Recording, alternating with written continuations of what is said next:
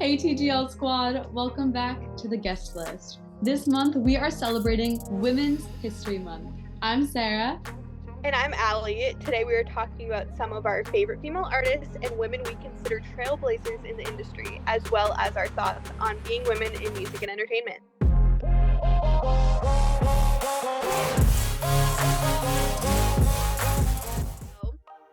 As most of you know, Taylor Swift's The Eras Tour is still one of the coolest things going on in music today, and she just wrapped up the most recent leg of the tour in Singapore.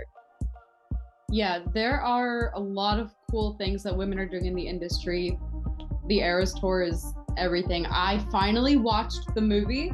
I understood the hype before, because I am a fangirl stan girl above all else, but the movie made me understand the hype even more, if that's possible. I've been so busy with work and other various shows and class that I still have not watched it, but I feel like I've seen the entire thing because the entire thing is on my TikTok, socials, it's incredible. And, just as a woman in music and just a businesswoman in general, can we just talk about the marketing mastermind that this woman is? Oh, yeah. I went to the mall to pick up some earrings the other day, and there was just a huge billboard going all the way down the mall. Insane. For the movie. Just for the movie. Just for the movie. I know she also had Times Square billboard. Dancing with the Stars. Mm-hmm. They had a whole night dedicated to her. Right. Usually when they have a night dedicated to someone, it's someone that has either passed on or someone that has been around for a lot longer than Taylor has. So the fact that she's been around for a while, but the fact that her entire career has taken place in my lifetime and she's already gotten her own day on Dancing with the Stars, it's crazy. It's wild. I think in the movie she actually says that it's been 17 years, which is, she's, personally, I am a Swiftie. Not the hardcore Swiftie that some people are, because unfortunately I did have a phase where I was not as big a fan of her. I was a really big fan when I was little, and now I'm back. And I feel like that's how I am too, yeah. I feel like the Taylor's version re-recordings have really helped me personally get back into her music and just really appreciate how she does her marketing, the Easter eggs, and how she plans basically her entire life years in advance when it comes to her career and her albums. It's really just something, I don't even have the word to describe the businesswoman that she is. Yeah.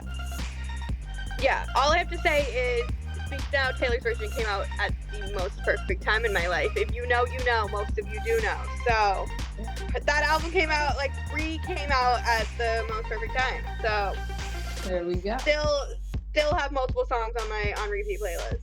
Oh, absolutely. I have loved 1989 Taylor's version. I feel like we spoke about it in a previous episode, closer to when it actually came out, but it was, I don't know.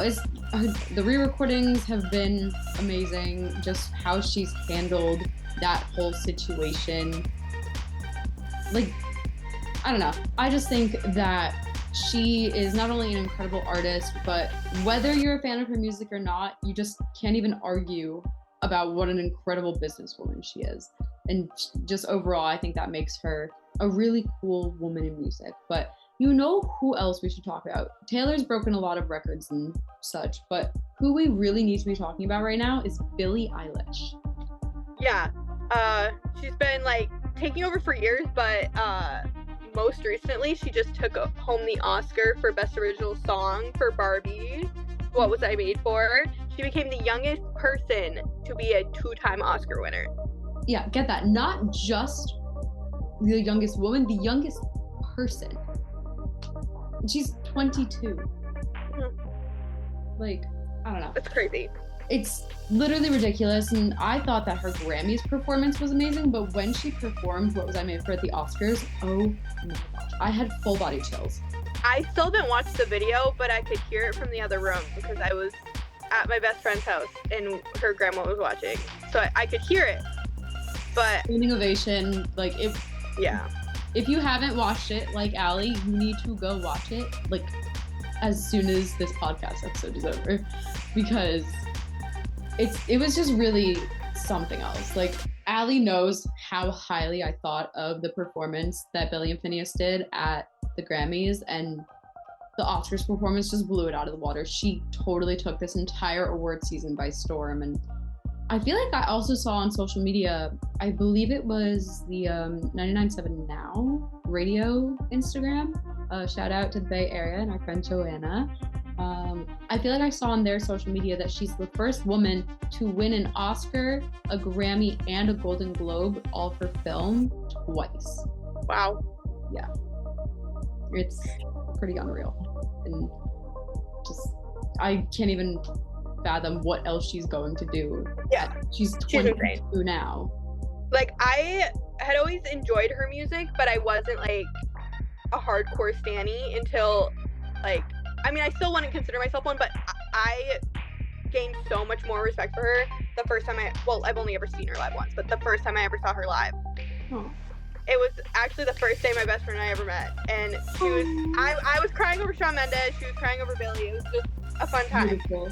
But you know who is a hardcore Billie Eilish fan? Probably one of the biggest I've ever met in my entire life. Is it time for the shout out of the week? It's time. Yes, Jared is the biggest Billie Eilish fan I know. Literally, I think he's who got me into her. Just how much he loves her. It was. Yeah, I saw her at a music festival, and I saw her at a music festival in Central Park. And was that Clemson? Yeah. If you guys don't know, I go every single year. Here comes the Jordan shout out of the day. The most recent one I went to, I was waiting in line, and Haley left because she didn't want to wait in line anymore because it was pouring down rain. But I'm like, I'm not missing Jordan. And there's a picture of me on Twitter with mascara and eyeliner just running down my face because it was pouring down rain. Oh my goodness. You know what I just realized? That year, I was either going to go to Global Citizen, because I think that was the year with the Jonas Brothers as well, or Year Apart. Year Apart. Oh my god. Okay, so whatever year the Jonas Brothers were there, I was either going to go to Global Citizen or I was gonna go see Kelsey Ballerini at Radio City. I ended up not going to either. Just the timing didn't work out. Yeah. But yeah, I don't know. I don't know why I thought those were the same year, but yeah, they were a year apart. Because I remember I went with Joannie to the year with the Jonas Brothers. Nice. Oh, yeah. That's right. Yeah. But speaking of Kelsey, so we have had a very exciting week. It has been a week. Like, let's just say that. Yeah, it has. Yeah, it has. Been a week. But so some other leading ladies we'd love to talk to you about are Miss Kelsey Ballerini, Megan Trainor, Elle King, Christina Perri, and Rachel Platten. So we got to go last night, actually, at the time of us filming this. We went to Odyssey's Leading Ladies Live at the King's Theater in Brooklyn. It was the first time I had ever been there. Same. It was a beautiful theater. I love the venue. It's so lovely. A few of my friends went to see Renee Rapp for her Halloween show and told me it was really cool, but I had never been there, and it was really cool. So it was a really, really nice venue. So shout out King's Theater. Yeah, it was the night where all of these artists were sharing the stage and sharing stories and celebrating being women. And a quote that really stuck out to both of us was Christina Perri saying, "A leading lady is someone who is brave enough to tell the truth," which really stuck with both of us. And Rachel and Christina were very vulnerable in their sets, talking about motherhood, womanhood, insecurities, and hardships. Yeah, it was really such a special night. Rachel and Christina, the way it worked is that they had Rachel and Christina come out and share the stage. And then we'll get to this a little later, but they had Elle, Kelsey, and Megan share the stage as well. And they all kind of just went back and forth, like doing a song each and speaking with one another in the middle about what it means to be a woman, like your favorite part about being a woman. And it was just really beautiful. And one of the things that Rachel shared was this song that has yet to be released. I believe it's called Bad Thoughts, and if that's not the title, I apologize profusely. I think you're right. I think I'm also right, yeah. It was such a special moment. Throughout the song, she led the crowd through this deep breathing exercise, and one of the lyrics that is emphasized in this song is "I'ma be alright," and it was just a really wonderful and much needed moment for me. Much needed. Prior to attending Leading Ladies Live last night, I actually spent yesterday morning and the day before celebrating the life of one of the strongest girls I have ever known. Her name is Ava, and she was a friend to both Jared and myself as we met through All-Star Cheer. Ava fought leukemia for 12 years and did win numerous battles against her cancer, but unfortunately we lost her last week on March 13th, and the amount of love and outpouring of support that she and her family have received, it comes as no surprise, but it has been absolutely beautiful to witness nonetheless. It has been the honor of my life, not only to cheer with her as a teammate, but to cheer for her as she's been through everything that she has. And her strength, tenacity, and resilience have always pushed me to be my best, but now they will also motivate me for the rest of my life. And for those reasons, she will always be a leading lady in my eyes. But after all of the feelings I've been feeling for the past week and attending those celebration of life events over the last couple of days, it really was so wonderful and somewhat healing to be surrounded by all this empowering energy and this like feminism, and just it was really wonderful. And as you guys know, Kelsey is one of my all-time favorite artists, so the fact that she was a part of the lineup made it extra special. I loved it all. Honestly, it was a perfect event. And we spoke a little bit about Christina and Rachel's set, but Allie, what were some of your favorite parts from the show last night? I actually got to share like a really fun moment. So one of my mom's favorite artists is Elle King, and so every time she's like in the area, like back home in Massachusetts or like near here, she's always the first person I text. And we always me and my dad always like go out of our way to try to make sure that my mom gets to see her. Like the first venue I ever worked at, she was opening up for what's his name? Some huge country guy. It was it Dierks Bentley? I think it might have been Dierks Bentley. Okay. At my first venue, I like got her and my dad tickets. But this time when Elle got on stage, I like FaceTime my mom, so it was just a fun like moment to share with my mom, because we've never actually gotten to see her actually together. Like I was working that one time, but my mom's seen her multiple times. Yeah. And she's actually coming somewhere in Massachusetts on my parents' anniversary. But so is Johnny Osmond. So we're like, what are we supposed to get her? We're thinking about birthday presents, but I'm like, it could be anniversary presents, but like she's the biggest Johnny Osmond fan ever too. So we're like, what do we get her? So it's Elle and Donnie, they're just right there. Yeah, but like it was just a special moment because I even got a text from my dad this morning saying like mom was so happy. And yes, it was just a fun memory to share with her, because we always like love listening to music together in the car, and she's one of the artists that we like to listen to. The other artist that we like to listen to the most is Pink. So cough cough mom, if you still haven't picked who you're taking with you. Female comment. Jean, I have a show the day before, but I'll fly out as soon as All Time Low ends. I'll be there. My goodness. But it was just a fun moment to like share with her, and getting to see your reaction when Kelsey came out, because we've been in situations where it's usually like I love Kelsey, but not to the extent that Sarah does. I love her. Like there have been shows that we go to together where we're usually equally as excited for the people like for example Jonas Brothers, Big Time Rush, like we were equally excited for it. But this was one where we even knew ahead of time that she'd be a little bit more excited than me. So just being able to witness that, because I know I bring her up a lot, but my best friend Haley and I, this happens to us a lot, where we're like going to public mainly for me or mainly for her, and I love being able to like see each other's excitement. So seeing your excitement to see Kelsey was, because last time I saw Kelsey, we actually were in the same building. We were, that's true. We did not meet for another month. That's crazy. We saw Kelsey.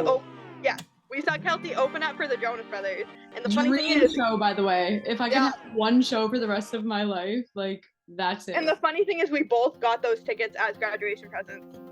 Her from high school, me from college, because I'm old. Because I'm a little baby. Yes, you're my baby.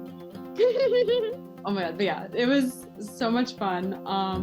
And if you guys know, I take popcorn very, very seriously.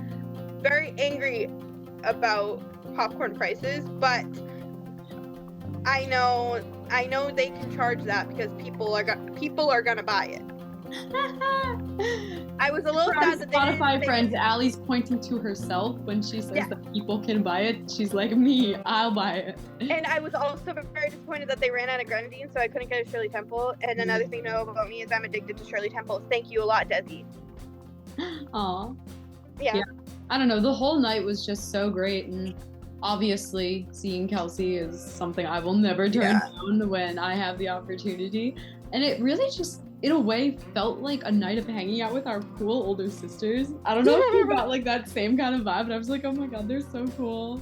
Yeah, and we kind of got to forget about like what else is going on, because like there's lots of stuff going on. So it was nice to have just like a girls' night where it wasn't all about like where we could just like go out. Because usually when I need an escape from what's going on, if you know me at all, I like go to a show and jump in a mosh pit and get like bruises all over my body. This was the exact opposite, but it had a similar effect. Yes. As we've been mentioning, it is Women's History Month, and here at Setlist, a female-founded brand, hello, hi, we also have a team that is majority female. It is something that we take a lot of pride in, and something that we do not take lightly. So Allie, I want to know, what is your favorite part about being in an integral role at this female-founded brand?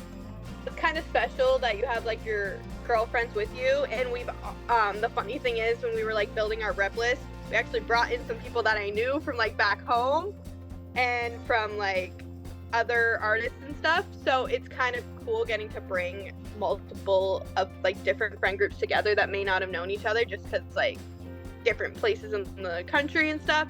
So it's just cool, and I feel like a lot of the like companies or groups that I'm a part of are very male focused, so it's kind of cool to have the different side where it's mostly girls. And I don't really know, it's just different. It's just a good difference from a lot of the other companies I've worked for or have been a part of, or even just like friendship groups having like control, like the main control be male. So I think it's just a cool switch up from what you normally see every day. Love that. Yeah, that's honestly kind of what I wanted when I rebranded. Obviously, I've shared the story before that I started Setlist as more of a personal passion project hobby, and then I knew that it could be more. So that's something that I've always wanted. I've just always wanted it to be a place for really anybody, but especially women who want to be in music, to find a place and a group of supportive people who will champion for them and really just encourage them to be their best every day and reach for the stars. And it's been really, really special. I think it's been a while since I've taken a step back and really looked at what we're accomplishing. So I'm not even sure I have the words right now to grasp that.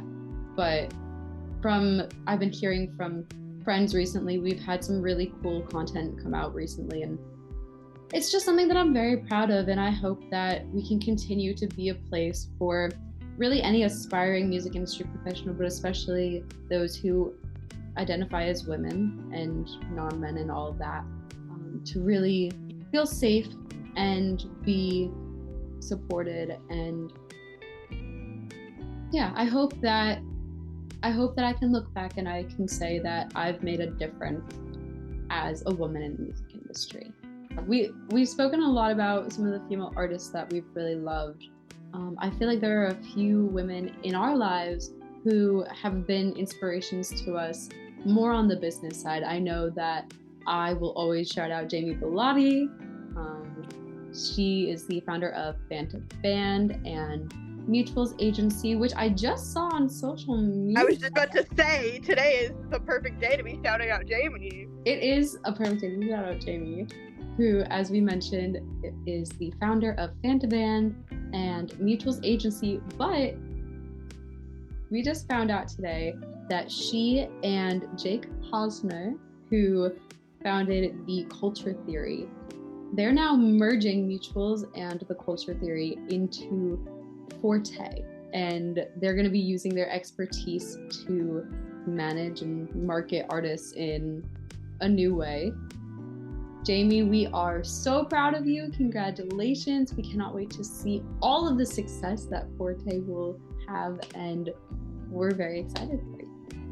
And so, obviously, Jamie is always one of my female business women in music inspirations.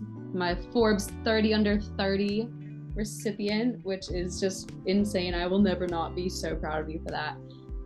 Chelsea Briggs is another one for me. Basically every day in middle school, I would be done with the school day and I would like sit against my locker and watch on my phone the Hollywire Hot Minute. Yeah. And always. I will just, that is basically the thing that I remember about middle school. Just watching her every day after school. I never imagined at that point that I would be running my own music and entertainment media brand, but here we are. Allie, I know that you are studying a few things in music and entertainment and art management. Yes. Tell us a little bit about that and how your studies are kind of culminating into the career that you want, and how as a female student do you feel you're being supported, and I don't know, talk to us. Tell us what's going on.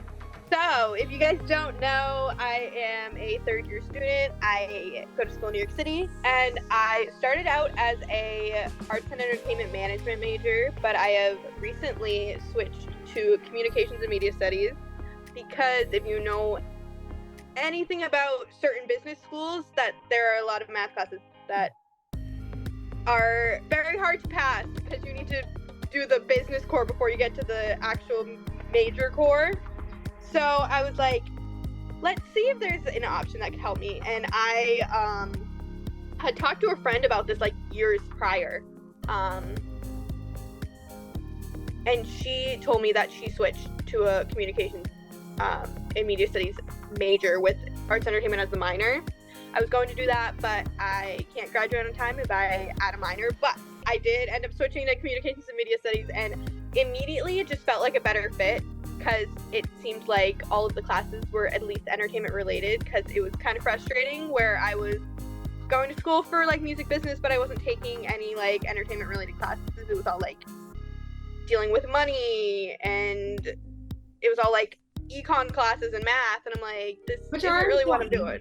They are important, but I had my brother go to school for something very similar. He went for sports management, and it was his freshman year, and he was already learning, taking sports related classes. Yep. So literally as soon as I switched, I knew it was the right thing for me. And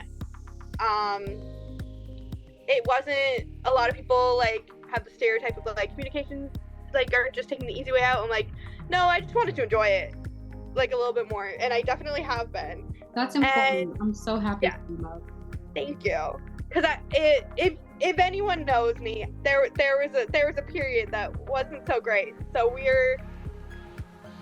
I definitely think the switch of major definitely helped that. And just especially being in New York City, being surrounded by so many opportunities and having so many people in the industry either come to the school or be a professor that have had a path in entertainment and so many opportunities, just like a quick subway ride away.